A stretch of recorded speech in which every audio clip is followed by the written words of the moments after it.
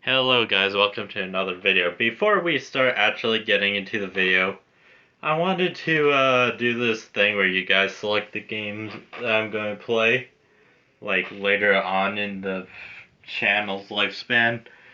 But really, I just wanted to know, do you guys want to see me play through Pokemon Sword or Pokemon Brilliant Diamond?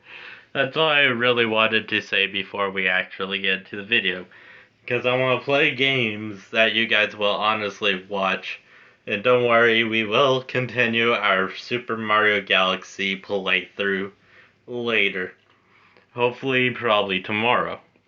But anyways, just wanted to put this here. Comment what game you want me to play, either Pokemon Sword or Pokemon Brilliant Diamond. So, yeah, let's see what happens. Let's get straight into the video. As a Gen 3 Pokemon player, that's the generation I started off with, so I'm basically considered an old school player by most people nowadays. But anyways, I feel like I should honestly react to Verlisify's video on this because honestly, his takes on it are pretty garbage. I already watched it, but I'm gonna rewatch it with you guys. Because honestly, some of these takes are downright garbage. They're awful. Like, in my opinion, they're trash. He could be talking about his opinions, which is whatever. But if he's talking about factual, he's kind of wrong on most of these points.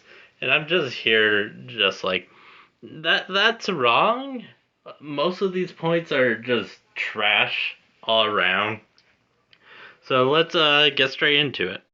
Bad take. In fact, many Pokemon games have decreased in both difficulty and complexity release after release, down to the point where Pokemon veterans sincerely hope Game Freak adds or removes several features to make the games more challenging. And this is where I know the article is going to be terrible, and you can already predict the first one. Like, whenever I see an article like this, I can guarantee that hard mode or challenge mode is going to be on the list. And there we go. It's also crazy because the Elite Four in Pokemon Brilliant Diamond and Shining Pearl is some of the most annoyingly difficult crap that's ever been put into a mainstream Pokemon game, but now Game Freak's not growing up with us. Here's where I have to somewhat agree with Verlisify, saying Brilliant Diamond and Shining Pearl was kinda hard.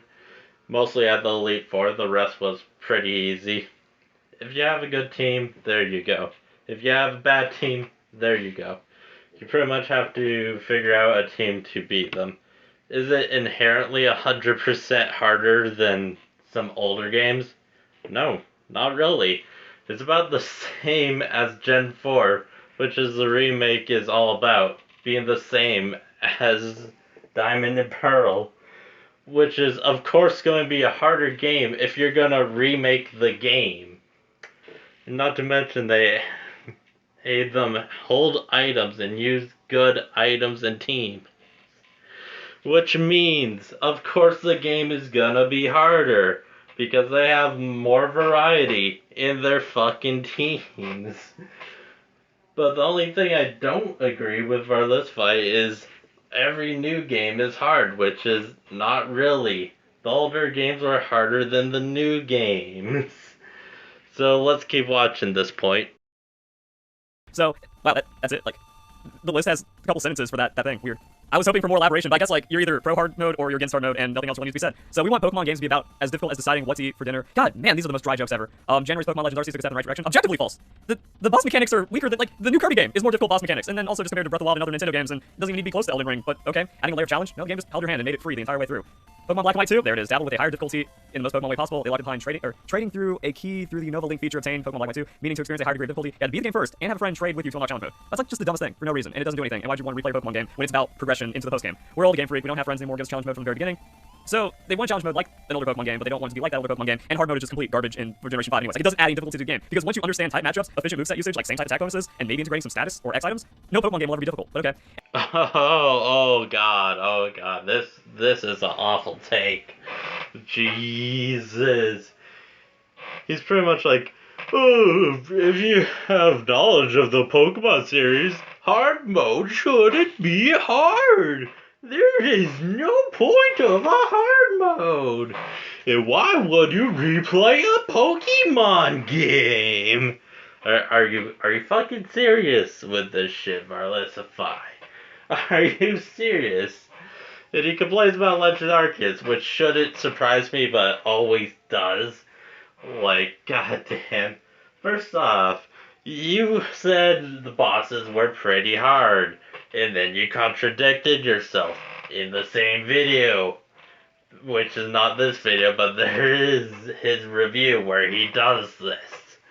And not to mention, a hard mode would add replayability to see what teams other people have. You could change the teams of the trainers, change the teams of pretty much everyone, change the level systems, heck, even give Pokemon held items if that isn't enough for you. Like, legit, there's many possibilities of creating a good hard mode in a Pokemon game. Heck, Legends bosses are actually pretty hard compared to the regular Pokemon.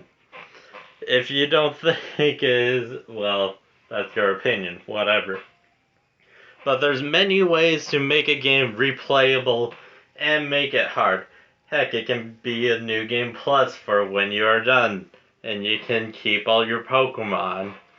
I don't know, many games have done new game pluses before. Take the Tales series, for example.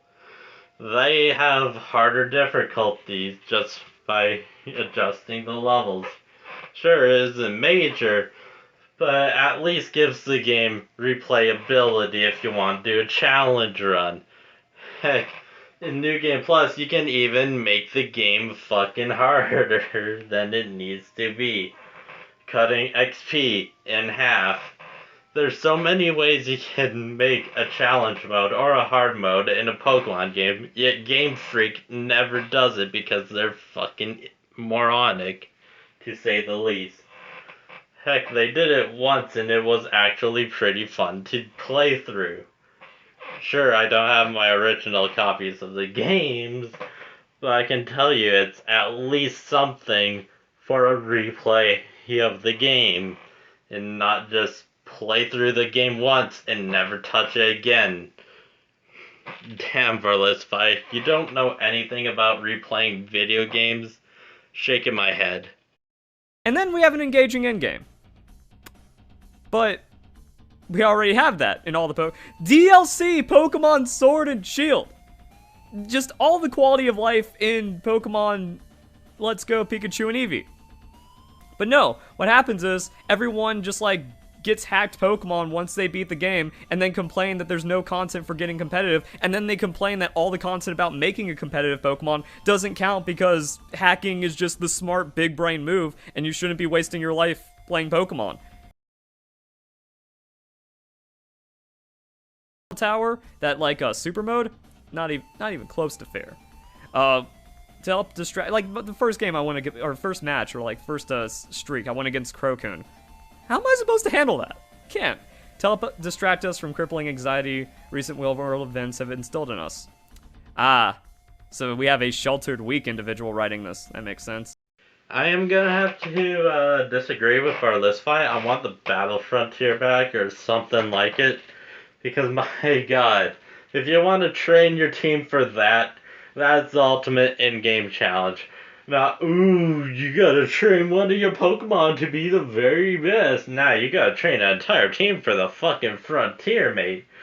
You gotta put the effort in, or you can just hack. I mean, people do hack, but I'm not one of those people that would hack for the Battle Frontier because, you know, if you're training for the Battle Frontier, you're actually training good Pokemon for a in-game reason and not out-game reason.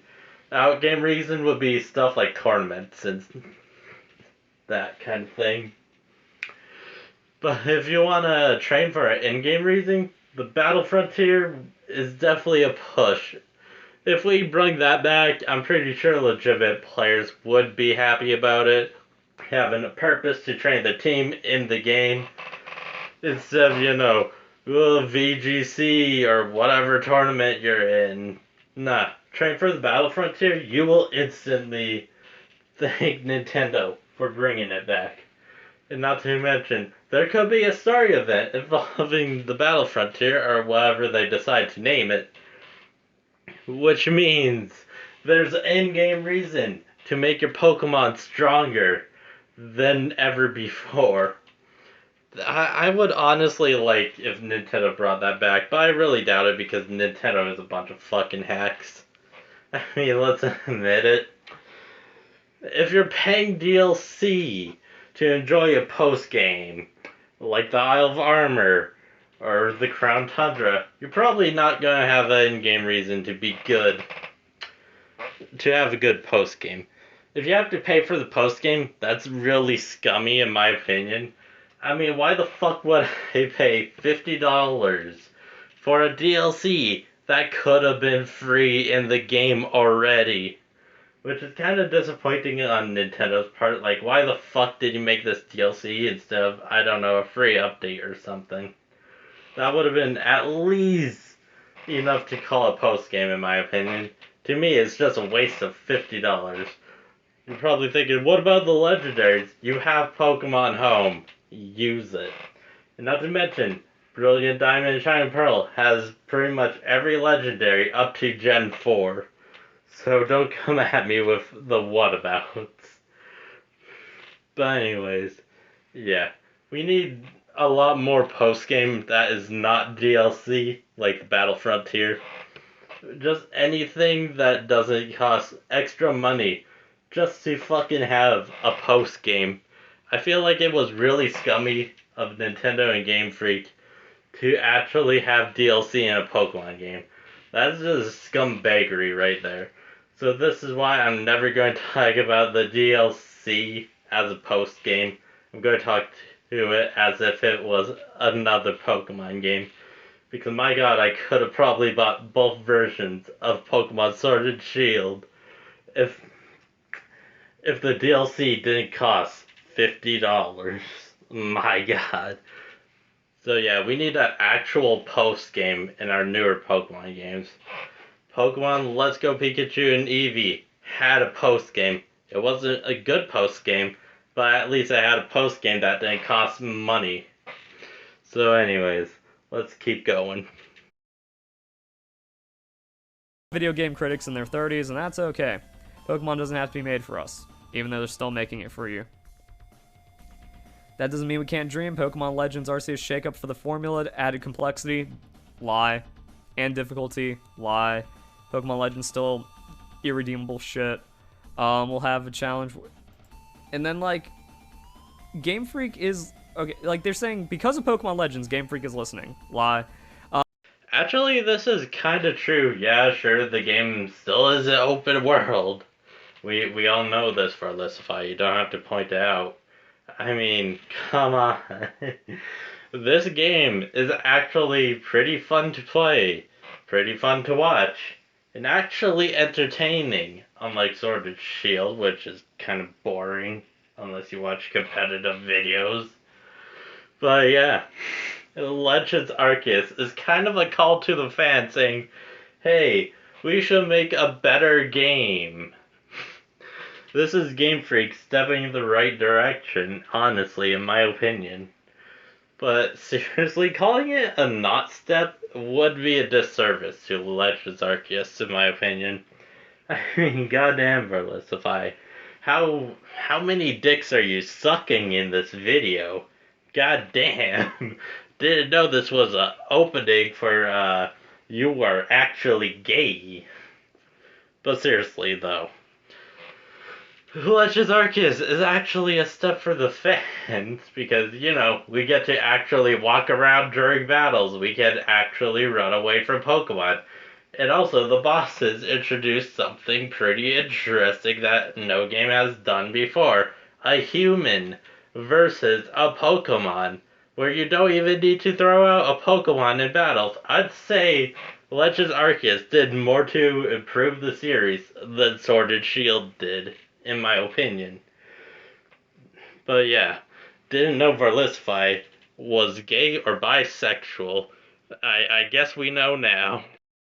And that's where we stop because the rest of it is just complaining about comments and not really elaborating on stuff at all. So I'm not even going to talk about that part. Anyways, I hope you think about this video. I really hope they do add a challenge mode and a pretty awesome fucking post game because, you know, the recent games were pretty lacking in post games. Even if you include Sword and Shield's post game without the DLC. That is very lacking. That was fucking boring as hell. Who even likes Sword and Shield's post game? Sorry if you're a Sword and Shield post game fan. I don't really like it. The post game in that game was trash. I prefer something like Omega Ruby and Alpha Sapphire's post game because that was fucking awesome. That shit was crazy. Can we have that, Nintendo? Can we have a good post game in a difficulty setting? No. Just gonna be shit as always. Okay, fuck you, Nintendo. The only reason I'm buying the new games is because it's open world and I can do whatever the fuck I want. But anyways, I hope you enjoyed this video and yeah. Comment down below what game I am playing after Mario Galaxy. Bye bye.